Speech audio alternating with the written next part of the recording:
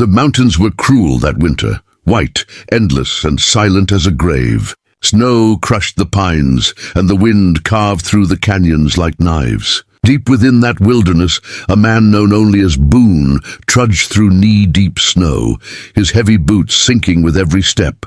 His beard was thick with frost, his eyes hollow from years of solitude. He lived alone because the world had given him nothing but scars, and the mountains were the only place that didn't demand anything from him. He was returning from trapping, a bundle of furs on his back when he heard it, faint, almost lost under the moan of the wind. A cry, a human cry. Boone froze, his pulse quickening. He listened again. Help! The voice came again, thin and trembling. It wasn't an echo, it was real. He dropped his pack and turned toward the sound, pushing through the snow with all his strength. At the edge of a frozen creek, half buried in snow, he found her. A little girl, no more than 10 years old. Her face was pale as the frost, her hair tangled, her hands bare and bleeding. She looked up at him with wide, terrified eyes. "Please, don't hurt me." "I can't walk," she whispered, voice broken by cold.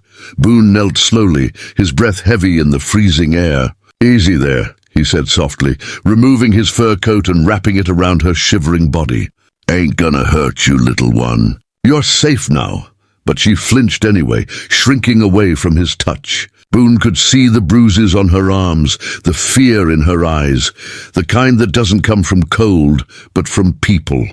He picked her up gently, and she cried out in pain. Her leg was twisted wrong, broken, maybe for days. He cursed under his breath, tightening his grip and trudging through the snow. Each step was agony. The mountain didn't forgive weakness, but something in him, something buried deep, wouldn't let him leave her there.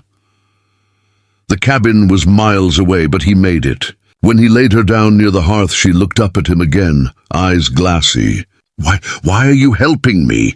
Boone froze, not knowing what to say. He hadn't spoken to anyone in months. "'Cause someone should have," he muttered, turning away. He built a fire, his big hands trembling as he struck the flint. When the flames finally caught, the light bathed her face. And Boone saw the truth. The girl wasn't just lost. She'd been running. There were rope burns on her wrists and old scars hidden beneath dirt. She'd seen hell. As she warmed her hands by the fire, Boone brought her a tin cup of water. She stared at him with mistrust, like a wild animal ready to bolt. "You live here alone?" she asked weakly. He nodded. "World's quieter that way." Her lips trembled.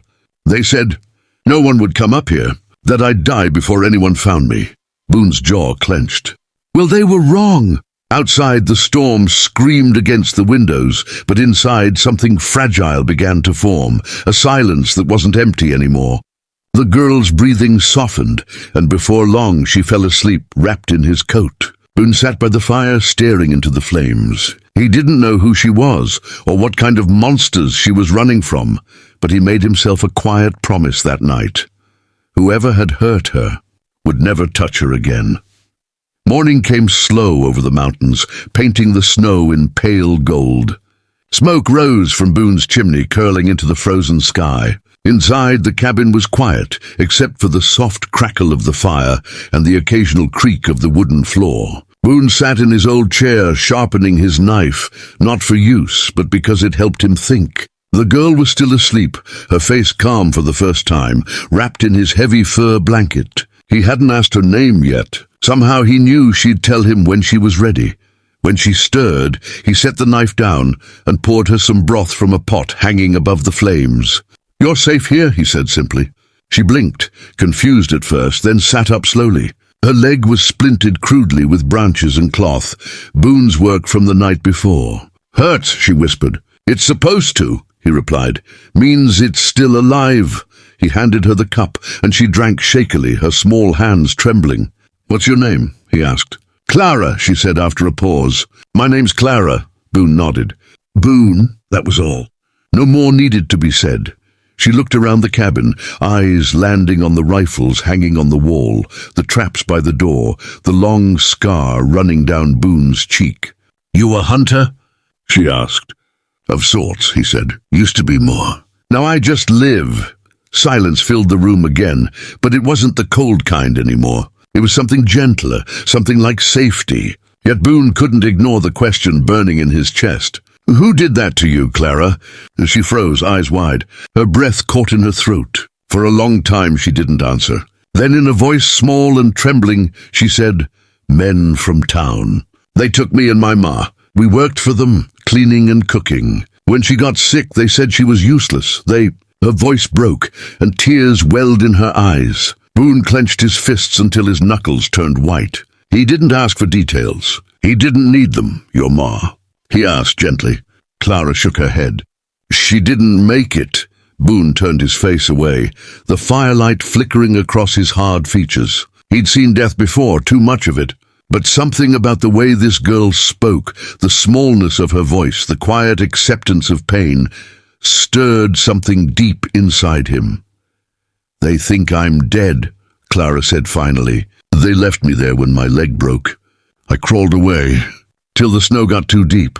Boone exhaled slowly. "You're lucky I found you." She looked at him, eyes narrowing. "You don't believe in luck, do you?" He gave a humorless smile. "Not much." For hours Boone stayed by her side, making sure the fire stayed strong. When she tried to thank him, he waved her off. "Don't. Just heal." But later, when she'd fallen asleep again, he stepped outside, lighting a pipe, staring down the frozen valley below. Somewhere down there was a town, and the kind of men who'd break a little girl's leg and leave her for dead. The snow crunched softly behind him. He turned, expecting Clara, but it was just the wind brushing the trees. Still, his instincts, old and sharp, were awake again. He could feel eyes watching from somewhere far off. The mountains had their ghosts, but this didn't feel like one. This felt like danger. When he returned inside, he pulled a rifle down from the wall and loaded it. Clara stirred at the sound. "They're not coming, are they?" she whispered. Boone looked at her and didn't answer, but in his heart, he already knew. Men like that didn't leave loose ends. He sat back down by the fire, eyes hard, every muscle coiled and ready. The storm outside had ended, but Boone knew the real one was just beginning.